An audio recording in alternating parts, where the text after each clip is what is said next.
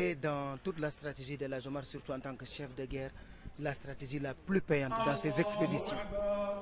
Je crois que d'une manière globale, on peut percevoir la stratégie de la Jomar d'abord sur un point de vue purement politique. C'était de s'opposer à la pénétration coloniale en Afrique, surtout en direction du Soudan occidental. Il a établi, comme je vous l'ai dit tout à l'heure, une première base sur la rive droite du fleuve, en signant un accord avec Faidherbe. Ensuite, s'élançant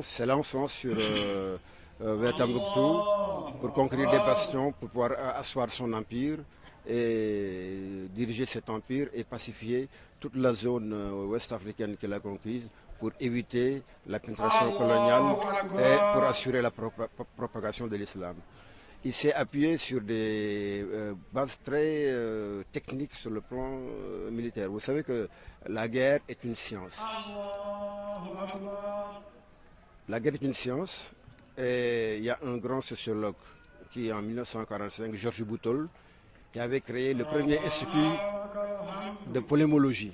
La polémologie, c'est la science de la guerre. La guerre doit être considérée comme une science. Il savait qu'une science a ses règles, a ses concepts, a ses règles bien définies et vise un objectif bien précis. Et là, Jomar a appliqué tous ces principes, toutes ces règles dans leur essence, dans le cadre de sa campagne ouest-africaine. Alors, on termine. Aujourd'hui, on dit que la guerre se gagne par la communication. Est-ce que dans la stratégie de la Jomar, cette dimension communication était prise en compte? Écoutez, vous avez bien fait de poser la question. À Dembégéré, malheureusement à l'époque, il n'y avait pas un système de communication tel qu'on le trouve dans les armées modernes. Et la Jomar était sur la montagne entourée par ses opposants. Il n'y avait pas un moyen de communiquer avec les arrières pour que la colonne qui devait venir à leur secours arrive à temps. Ce n'est que le lendemain qu'ils sont arrivés faute de communication. Ça, c'est la communication opérationnelle. Mais on peut parler d'un autre type de communication, la communication, disons, sur le plan sociologique, sur le plan sociétal.